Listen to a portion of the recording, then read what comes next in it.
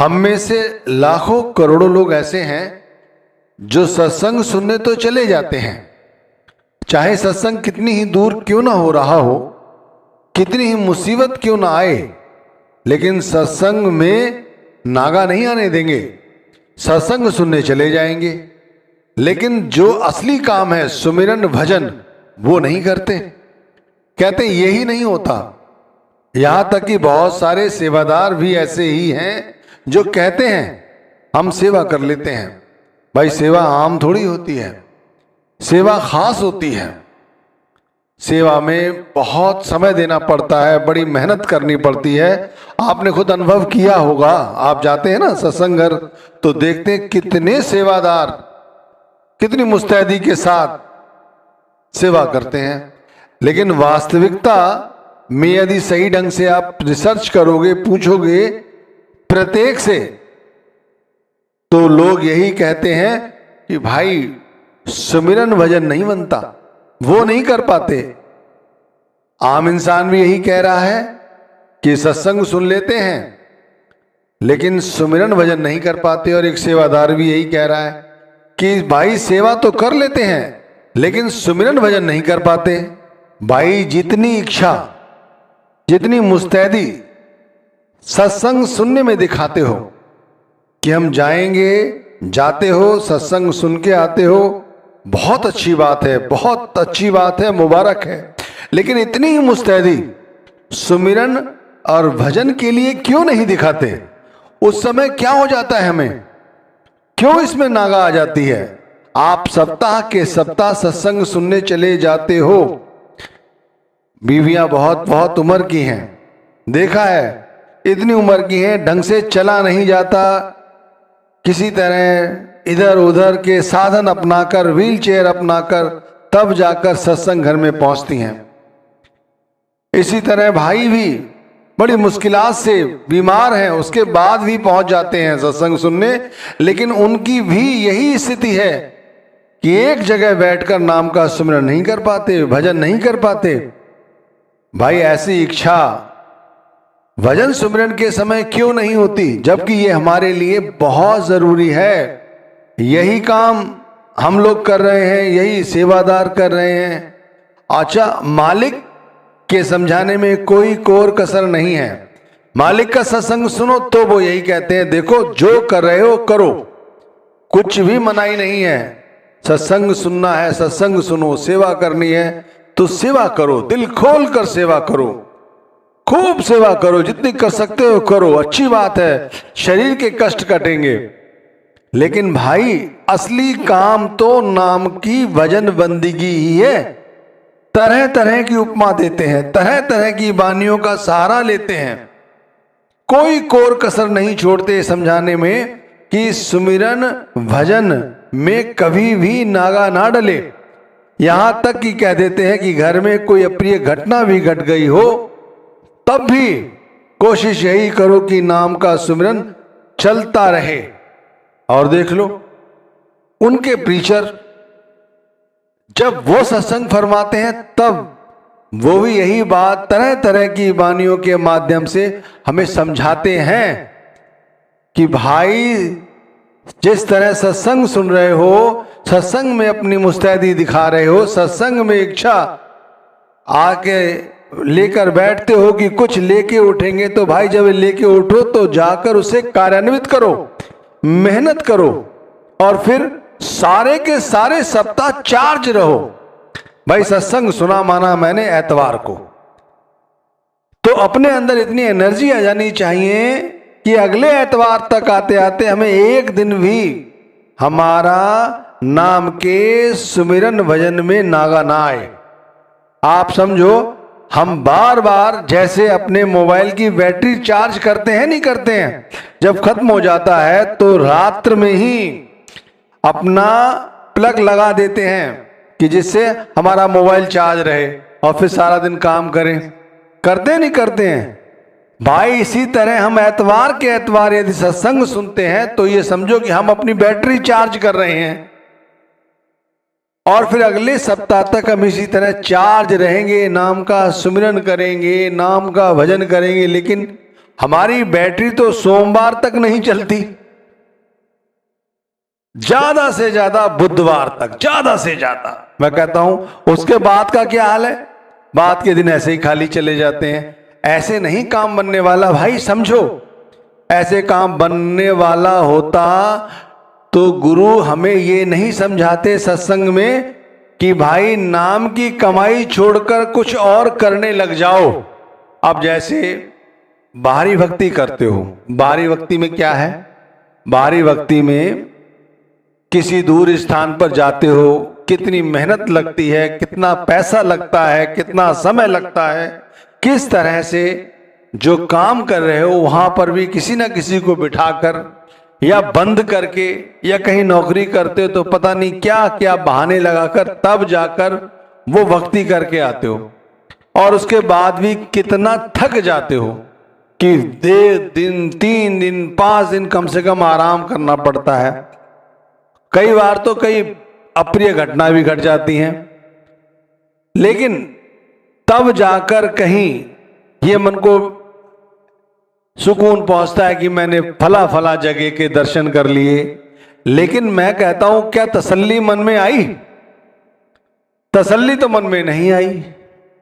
ऐसा नहीं कि तुम वहां ना जाओ, मैं कहता हूं जाओ, लेकिन वहां से जब लौट के आए हो तो भाई कम से कम अपने अंदर में उस जगह की जहां गए थे वो स्थान किस लिए बना और वो किस तरह से पूजा जाता है, उसके पीछे का इतिहास क्या है, उसी को धारण करते हुए अपनी भक्ति बढ़ाओ, तब कुछ काम बने। अब एक व्यक्ति सत्संग सुनने नहीं आता, वो भी नामधारी है, लेकिन वो रोज नाम का सुमिरन भजन करता है। हो सकता है उसकी मजबूरी है कि उसे छुट्टी ना मिलती हो, या हो सकता है कि भाई उसके पास इतना पर्याप्त साधन ना हो, या कोई अन्य वजह, या वो जान चुका है अच्छी तरह से वहां नाम की चर्चा की जाती है, सत्य की चर्चा की जाती है। और मैं नाम की चर्चा कई बार सुन चुका हूं, मैं नाम ही जपता हूं, नाम की कमाई करता हूं। 1 बार सुना, 2 बार सुना, 10 बार सुना, अब मैं करता वही हूं जो नाम की चर्चा सत्संग में की जाती, उसी को जपता हूं। तो ये व्यक्ति ज्यादा अच्छा है जो वो उस व्यक्ति से जो लगातार सत्संग सुनने तो आता है लेकिन नाम का सुमिरन नहीं करता, नाम का भजन नहीं करता, केवल और केवल सत्संग सुने, उठे, हाथ पैर झाड़े और चले गए। अपने आप को यदि धोखा दे रहे हो, ये समझा रहे हो कि मैं सत्संग सुनकर सत्संगी बन गया हूं, तो गलत है। ऐसे कोई सत्संगी नहीं बन जाता कि खाली सत्संग सुन रहा है हर एतवार के एतवार, या किसी अन्य माध्यम से, यूट्यूब के माध्यम से, इंस्टाग्राम के माध्यम से, ट्विटर के माध्यम से। भाई इसका जब तक फायदा नहीं होगा, सभी जानते हैं आप और हम, कि जब तक इसके लिए हम जो जरूरी काम है नाम का सुमिरन भजन ना करें, तो कबीर साहिब कहते हैं एक घड़ी आधी घड़ी आधी हूं से आध, कबीर संगत साध की कटे कोट अपराध। इसका मतलब यह है कि संत की संगति करने से, सत्संग की संगति करने से, या संतों महात्माओं की संगति करने से वो घड़ी पवित्र है, वही घड़ी सब कुछ है। अब इसका मतलब ये नहीं कि सत्संग सुन लिया, साधु के वचन सुन लिए, लेकिन यदि उन साधु के वचनों को अमल ही नहीं किया तो क्या फायदा हुआ भाई? वो तो वही हुआ कि हम गुणी ज्ञानी कितने ही हो गए, पढ़िए जेते बरस बरस, पढ़िए जेते मास। अरे भाई यदि हमने बहुत सारे सत्संग सुन लिए तो हम गुणी ज्ञानी बन गए और हम लोगों को साखियां पढ़ पढ़ के सुनाए, लेकिन असलियत क्या है भाई? असलियत समझो। अरे भाई इस तरह नहीं, पढ़िए जेते बरस बरस, पढ़िए जेते मास, पढ़िए जेते आरजा, पढ़िए जेते श्वास, नानक लिखे एक गल। वो गल क्या है? हम में चखण चाख। जब तक ये नहीं करोगे भाई कैसे काम चलेगा? असली जो काम है वो है नाम की भजन बंदगी, और कोई दूसरा काम है ही नहीं। और वो हम करते नहीं है भाई। माला फेरत मन सुखी, ताते कछो न होए, मन माला के फेरते घट उजियारा होए। ये ध्यान रखिए, जब तक अंदर की माला नहीं फिरेगी, सत्संग गए, सत्संग में नाम की चर्चा सुनी, आपने जान लिया कि सृष्टि के आरंभ में नाम था, आज भी सृष्टि को नाम ही चला रहा है। यदि सृष्टि से हम चले जाते हैं तब भी यहां नाम की मौजूदगी रहेगी। वो नाम सर्वव्यापक है, वो नाम सब कुछ है, लेकिन उस नाम के साथ यदि खुद की आत्मा को नहीं जोड़ा, मन को दुनियावी पदार्थों में ही लगा के रखा, तो फिर क्या फायदा हुआ। ऐसे तो माला फेरते रहो, मन की माला फेर रहे हो, मन के कहे में सत्संग सुनने जा रहे हो, सुनते रहो सुनते रहो सुनते रहो, कुछ भी फायदा नहीं होने वाला भाई। असली फायदा कब होगा, जब भाई सत्संग सुनने जाओ, ये सोच के जाओ कि चार्ज होके आएंगे। वहां जो बताया जा रहा है, प्रीचर साहब ने समझाया है या गुरु सत्संग फरमा रहे हैं, वहां जो समझाया गया है उसे गांठ पल्ले बांध लो, उस पर अमल करो। सोचो क्यों समझाई गई ये बात, क्यों कही गई है साखी, इसका वजूद क्या है। संतों महात्माओं की, पूरे संतों की बानी लेकर समझाया जा रहा है। इसका मतलब है ये साखी या ये बानी हमारे लिए कारगर सिद्ध होगी, और उसे अपनाकर उस पर अमल करना शुरू करो। अपने आप को श्वासों श्वास इस नाम के हवाले कर दो।